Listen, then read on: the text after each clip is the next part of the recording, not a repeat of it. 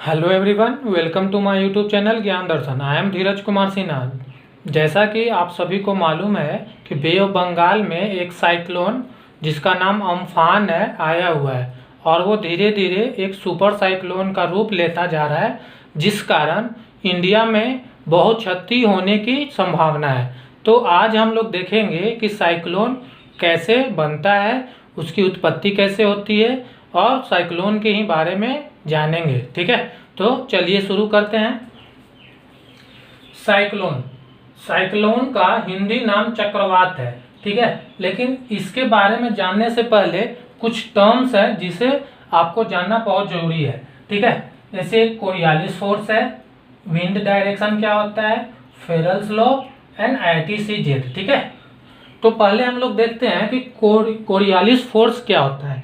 ठीक है, तो कोरियालिस फोर्स जैसा कि आपको मालूम है कि जो अर्थ है, आपका अर्थ हमेशा पश्चिम से पूरब की ओर मूव करती है, इस डायरेक्शन में, है ना, इस डायरेक्शन में मूव करती है। तो इसमें क्या होता है कि ये जो पश्चिम से पूरब की ओर मूव कर रही है तो इस पे एक फोर्स क्रिएट होता है जिसको हम लोग डिफ्लेक्शन फोर्स कहते हैं, और जो डिफ्लेक्शन फोर्स जो होता है उसी को हम लोग कोरियालिस फोर्स कहते हैं। ठीक है, तो पृथ्वी के रोटेशन के कारण जो डिफ्लेक्शन फोर्स उत्पन्न होता है उसी को हम लोग कोरियालिस फोर्स कहते हैं। ठीक है, और जो कोरियालिस फोर्स होता है वो इक्वेटर पे दिख रहा है आपको, ये इक्वेटर है ना, इक्वेटर पे 0 के बराबर होता है। ठीक है, कोरियालिस फोर्स इक्वेटर पे 0 के बराबर होता है और इक्वेटर से पोल की ओर, है ना, जो कि नॉर्थ पोल और साउथ पोल दोनों की ओर आप जब जाइएगा तो कोरियालिस फोर्स बढ़ता जाता है। ठीक है, क्यों? क्योंकि देखिए यहाँ पे अगर देखा जाए अर्थ का डायमीटर ज्यादा होगा और जैसे जैसे आप पोल की तरफ जाइएगा इसका डायमीटर कम होता जाएगा, है ना। तो इसका कारण क्या है कि ये कोरियालिस फोर्स बढ़ता जाता है? इसका दो कारण है। पहला कारण ये है कि जैसे जैसे आप अर्थ से, इक्वेटर से पोल की ओर जा रहे हैं तो इसकी जो एंगल ऑफ इंसिडेंट, जिसको आपतन कोण कहते हैं, वो कम होता जाता है और जो अर्थ का रोटेशन है, ये जैसे जैसे आप पोल पे जा रहे हैं तो उसका जो डायमीटर है ऊपर से कम होता जाएगा तो उसका रोटेशन बढ़ता जाएगा।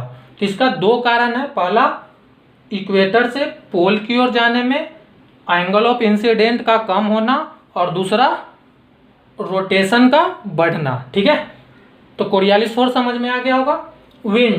विंड का डायरेक्शन क्या होता है? विंड का डायरेक्शन जो होता है हमेशा हाई प्रेशर से लो प्रेशर की ओर होता है।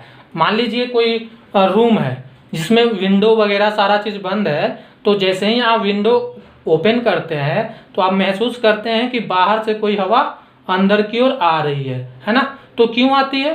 क्योंकि उस टाइम आपका रूम का जो प्रेशर है वो बाहर के प्रेशर से कम होता है। ठीक है, इसीलिए बाहर हाई प्रेशर हो गया, रूम में आपका लो प्रेशर हो गया और हाई प्रेशर से लो प्रेशर की ओर हवा चलनी शुरू हो जाती है। तो ये याद रखिएगा, विंड डायरेक्शन हमेशा हाई प्रेशर से लो प्रेशर की ओर होता है।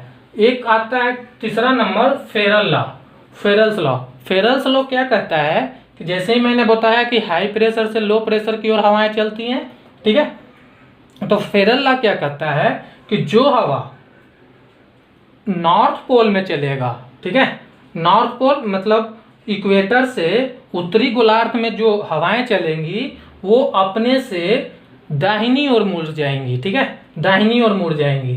जैसे आप देख ले एग्जांपल के तौर पे, जैसे ये आपका इक्वेटर है, ये आपका उत्तरी गोलार्ध हो गया।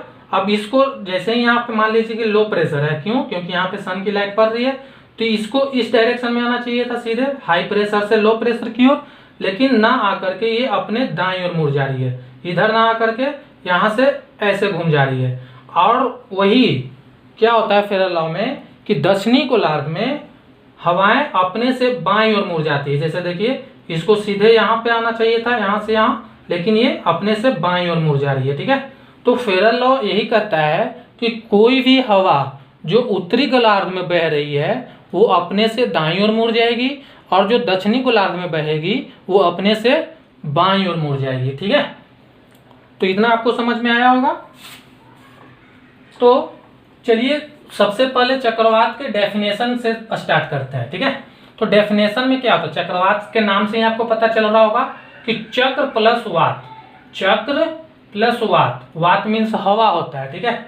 तो बोल सकते हैं कि हवा के चक्रीय प्रवाह जिसके सेंटर में लो प्रेशर हो और उसके बाहर हाई प्रेशर हो, उसी को हम लोग चक्रवात या साइक्लोन कहते हैं। जैसे देखिए यहाँ पे ये आपका साइक्लोन बन गया है जिसके सेंटर में, केंद्र में लो प्रेशर है और बाहर हाई प्रेशर है। तो यहाँ पे देखिए हाई प्रेशर आपका 1010 मिलीबार के बराबर है और ये आपका 990 मिलीबार है। मीन्स ये हाई प्रेशर है, ये लो प्रेशर का बन गया और यहाँ से ये हवाएं सेंटर की ओर चलना शुरू हो जाएगी। अब देखिए ये जो हवा है ये तो यहाँ पे हाई प्रेशर है, यहाँ पे आपका लो प्रेशर बन रहा है यहाँ पे, तो इसको इस डायरेक्शन में आना चाहिए था, है ना। लेकिन ये इक्वेटर है, इक्वेटर से उत्तरी गोलार्ध की बात की जा रही है, तो ये सीधे इस डायरेक्शन में ना आकर के ये अपने से दाईं ओर मुड़ के, दाईं मुड़ करके ये इधर की ओर आ रहा है, ठीक है। तो ये होता है फेरल लॉ। तो फेरल लॉ के अकॉर्डिंग ये फॉलो कर रहा है। वही अगर आप देखें तो यहाँ पे अगर लो प्रेशर बन रहा है यहाँ पे और यहाँ पे हाई प्रेशर है, तो यहाँ पे सीधे ना जा करके, देखिए इसको सीधा जाना चाहिए था लेकिन सीधे ना जाके ये बाईं ओर मुड़ जा रही है, बाईं ओर। देखिए ये लेफ्ट हैंड है, ये राइट हैंड है, तो राइट हैंड ना मुड़ करके ये लेफ्ट हैंड मुड़ रही है, लेफ्ट हैंड है ना। यहाँ पे देखिएगा तो ये लेफ्ट हैंड ना मुड़ करके राइट हैंड मुड़ रही है। क्यों? क्योंकि ये फेरल का एक लॉ है, उसी के अकॉर्डिंग ऐसा होता है, ठीक है। तो डेफिनेशन आपको समझ में आ गया होगा। नेक्स्ट आपका डायरेक्शन है ना, कि जो साइक्लोन है उसकी डायरेक्शन क्या होती है, उत्तरी गोलार्ध में क्या होती है और दक्षिणी गोलार्ध में क्या होती है। तो डायरेक्शन, साइक्लोन का डायरेक्शन उत्तरी गोलार्ध में एंटी क्लॉकवाइज होता है। देखिए एंटी क्लॉकवाइज है ना, एंटी क्लॉकवाइज मीन्स घड़ी के विपरीत दिशा में इसकी डायरेक्शन होती है, इस डायरेक्शन में, ठीक है। और जो साइक्लोन दक्षिणी गोलार्ध में आता है उसकी डायरेक्शन क्लॉकवाइज होती है, ठीक है, घड़ी के सुई के सेम डायरेक्शन में, है ना। देखिए ये हो रहा है ना। और ये क्यों हो रहा है? ये होता है कोरियालिस फोर्स के कारण ही। जब अर्थ रोटेट करती है तो उससे कोरियालिस फोर्स उत्पन्न होता है और उसके कारण ये चक्रीय जो प्रवाह होता है साइक्लोन का वो एंटी क्लॉकवाइज हो जाता है उत्तरी गोलार्ध में और दक्षिणी गोलार्ध में क्लॉकवाइज हो जाता है, ठीक है। अब देखते हैं कि इसकी टाइप्स कितने होते हैं। साइक्लोन के दो टाइप हैं, एक ट्रॉपिकल साइक्लोन, एक टेम्परेट साइक्लोन। ट्रॉपिकल साइक्लोन को हम लोग हिंदी में उष्णकटिबंधीय चक्रवात भी बोलते हैं और टेम्परेट को शीतोष्ण कटिबंधीय चक्रवात कहते हैं। तो शीतोष्ण चक्रवातीय चक्रवात के बारे में हम लोगों को नहीं जानना है, क्यों? क्योंकि इसका बाद में हम लोग जानेंगे। क्यों? क्योंकि अभी हम लोग इसके अम्फान नाम का जो साइक्लोन आया है उसके बारे में जान रहे हैं, जो कि बे ऑफ बंगाल में आया है। क्लियर है? तो वो आपका ट्रॉपिकल साइक्लोन कहलाता है। कैसे कहलाता है अभी बताते हैं, ठीक है। तो ट्रॉपिकल साइक्लोन किसको कहेंगे? सबसे पहले हम लोग ये जान लेते हैं कि ट्रॉपिकल साइक्लोन, जो साइक्लोन यहाँ पे देखिए ये कर्क रेखा है और यहाँ पे कर्क रेखा या ऊपर है और मकर रेखा आपका यहाँ पे है, ठीक है। ट्रॉपिक ऑफ कैंसर और ट्रॉपिक ऑफ कैप्रिकॉर्न, ठीक है। तो जो साइक्लोन ट्रॉपिक ऑफ कैंसर और ट्रॉपिक ऑफ कैप्रिकॉर्न के बीच में आता है उसको हम लोग ट्रॉपिकल साइक्लोन कहते हैं। क्लियर है? जो कर्क रेखा और मकर रेखा के बीच में साइक्लोन आएगा उसको हम लोग ट्रॉपिकल साइक्लोन कहते हैं, ठीक है। क्लियर है? तो और टेम्परेट साइक्लोन किसको कहेंगे?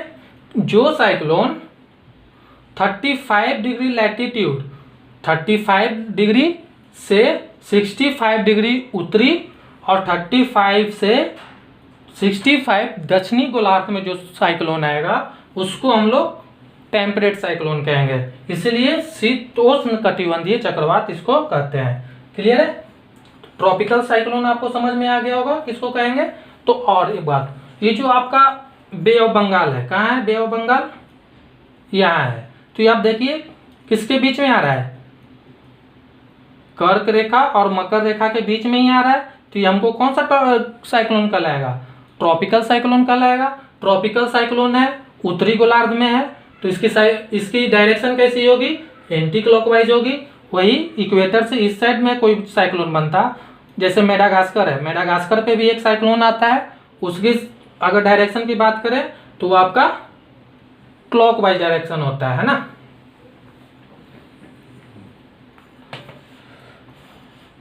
अब बात करते हैं कि इसकी कंडीशन क्या होती है, ट्रॉपिकल साइक्लोन आने की कंडीशन क्या होती है। तो इसकी मेन जो कारण है वो 3 कंडीशन होनी चाहिए। जो ओशियन फ्लोर है ना, समुद्र का जो सरफेस है उस पे टेम्परेचर 27 डिग्री से ज़्यादा होना चाहिए। जैसे ही ज़्यादा होगा तभी तो वो इवोपरेशन शुरू होगा, वाष्प बन के ऊपर उड़ेगी, क्लाउड बनेंगे और प्रिसिपिटेशन वर्षण होना शुरू होगा। ठीक है, उसके बाद ओशियन फ्लोर का प्रेशर लो होनी चाहिए, लो प्रेशर होना चाहिए। उसके बाद जो कोरियालिस फोर्स है, कोरियालिस फोर्स है ना, कोरियालिस फोर्स ज़्यादा होनी चाहिए। क्यों? क्योंकि कोरियालिस फोर्स के कारण ही ये चक्रीय रूप में घूमना शुरू हो जाता है, चक्र बनाता है और गोलाकार अंडाकार के रूप में ऊपर घूमते हुए ऊपर की ओर उठता है। वो किसके कारण होता है? कोरियालिस फोर्स के कारण ही होता है। तो कोरियालिस फोर्स ज़्यादा होनी चाहिए। ठीक है, इसकी विशेषताएं की बात करें तो इसकी जो साइक्लोन है, ट्रॉपिकल साइक्लोन, उसकी डायमीटर बेस 80 किलोमीटर से 300 किलोमीटर के बराबर होता है। कभी कभी ये 300 किलोमीटर से भी बड़ा हो जाता है उसका डायमीटर, तभी तो पूरे यहाँ पे प्रभावित करता है, पूरे भारत के पूर्वी तट को प्रभावित करना शुरू कर देता है। ठीक है, और इसकी जो स्पीड है वो 32 किलोमीटर पर आवर से लेकर 200 किलोमीटर पर आवर तक हो जाता है। अब ये जो 200 किलोमीटर पर आवर है, अगर इतना तक इसकी स्पीड बढ़ जाएगी तभी इसको हम लोग सुपर साइक्लोन बोल देते हैं। सुपर साइक्लोन जो अभी मौसम विभाग ने इंडिकेट भी किया है कि जो आपका अम्फान नाम का साइक्लोन है जो बे ऑफ बंगाल में आया हुआ है वो सुपर साइक्लोन बनता जा रहा है। मीन्स उसकी जो स्पीड है 200 किलोमीटर पर आवर के हिसाब से वो चल रहा है। ठीक है, इसी कारण उसको सुपर साइक्लोन बोला जा रहा है। ठीक है, अब इसकी उत्पत्ति कैसे होती है, ओरिजिन कैसे होता है, ये पहले देख लेते हैं। क्यों? क्योंकि यही सबसे इंपॉर्टेंट है। तो ओरिजिन को समझने से पहले आपको ITCZ क्या होता है वो समझना है। तो ITCZ का full form inter tropical conversion zone होता है। ठीक है, उष्ण कटिबंधीय अभिसरण क्षेत्र। ठीक है, ITCZ का फुल फॉर्म होता है ये। तो ITCZ किसको कहेंगे कि जहां पर सनलाइट वर्टिकल होती है, जहां पर सनलाइट वर्टिकल होगी वहां पे ITCZ बनता है। अब कैसे बनता है देखिए, जैसे मान लीजिए कि मार्च का महीना है, मार्च के महीना पे सन की जो लाइट होती है इक्वेटर पे आपका डायरेक्ट वर्टिकल पड़ती है। मार्च के महीना देखिए यहाँ पे है ना, मार्च का महीना है, सन की लाइट इक्वेटर पे लंबवत पड़ती है, जिस कारण यहाँ पे टेम्परेचर हाई हो जाता है। टेम्परेचर हाई होने के कारण कन्वेक्शनल करंट बनते हैं, वो यहाँ से विंड ऊपर की ओर उठता है। ठीक है, और उसके कारण इसके सरफेस पे लो प्रेशर बनता है। अब जैसे ही लो प्रेशर होगा तो ट्रेड विंड इधर से चलना शुरू हो जाएगी और इधर से चलना शुरू हो जाएगी। मैं इससे टेढ़ा क्यों बना रहा हूँ, सीधा क्यों नहीं बना रहा? क्यों? क्योंकि कोरियालिस फोर्स के कारण ये अपने से राइट और ये अपने से लेफ्ट मुड़ रहा है। ठीक है, और ये कन्वर्ज करना शुरू हो जाता है। तो इसी को, इस जो क्षेत्र हुआ उसी को हम लोग ITCZ क्षेत्र कहते हैं। ठीक है, और ये जो ITCZ क्षेत्र है वो ऋतुवत क्या होते रहता है, विस्थापन होते रहता है। जैसे ग्रीष्म ऋतु में क्या होता है कि ITCZ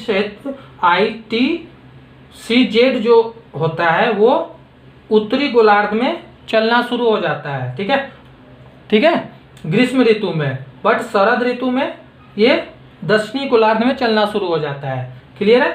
तो देखिए यहाँ पे कि मार्च का महीना हो गया, सनलाइट यहाँ पे वर्टिकल पड़ रहा है जिस कारण टेम्परेचर हाई हो गया, कन्वेक्शनल करंट बना, लो प्रेशर बना, और इसी क्षेत्र को ITCZ क्षेत्र बोलती है। ग्रीष्म ऋतु का काल है, तो ये सन की लाइट जो है वर्टिकल ITCZ क्षेत्र उत्तरी गोलार्ध में बढ़ना शुरू हो गया। जैसे जैसे आगे की ओर बढ़ते जा रहे हैं, अप्रैल में यहाँ पे पहुंच जाता है, मई में यहाँ पहुंच जाता है, जून में कर्क रेखा पे पहुंच जाता है। ठीक है, सन की वर्टिकल लाइन आपको जहाँ मालूम है कि सन की लाइट जो है कर्क रेखा पर जून के महीने में वर्टिकल पड़ता है, इट मीन्स ITCZ कर्क रेखा पर आ जाती है। ठीक है, तो अब जैसे ही ITCZ उत्तर की ओर खिसक रहा है, वैसे वैसे क्या हो रहा है कि ITCZ उत्तर की ओर आ रहा है। अब इस कारण क्या हो रहा है कि यहां से पवने ट्रेड विंड, जिसको व्यापारिक पवन कहते हैं, ये कोरियालिस इक्वेटर को क्रॉस कर जैसे ही उत्तरी गोलार्ध में बढ़ा तो ये अपने से दाईं ओर मुड़ गया, और इधर से आपको मालूम है कि इधर से एक ट्रेड आ रही है, वो भी यहाँ पे आया और यहाँ पे एक दूसरे से कन्वर्ज हुआ, और यहाँ पे कोरियोलिस फोर्स के कारण एक चक्रीय रूप ले लिया, और ये जैसे ही चक्र के रूप में घूमना शुरू हो गया तो इसी को हम लोग साइक्लोन चक्रवात कह देते हैं। ठीक है, तो आपको समझ में आ गया होगा इसकी ओरिजिन कैसे होती है। ठीक है, तो ओरिजिन के बारे में आपको मालूम हो गया। तो ये ऐसा नहीं है कि सिर्फ बे ऑफ बंगाल में ही आता है, ये अरेबियन सी में भी आता है, अरब सागर में भी आता है। लेकिन इसका एक और पॉइंट है कि जो भी साइक्लोन ट्रॉपिकल साइक्लोन होता है उसका जो डायरेक्शन होता है पूर्व से पश्चिम की ओर होती है, पूर्व से पश्चिम की ओर।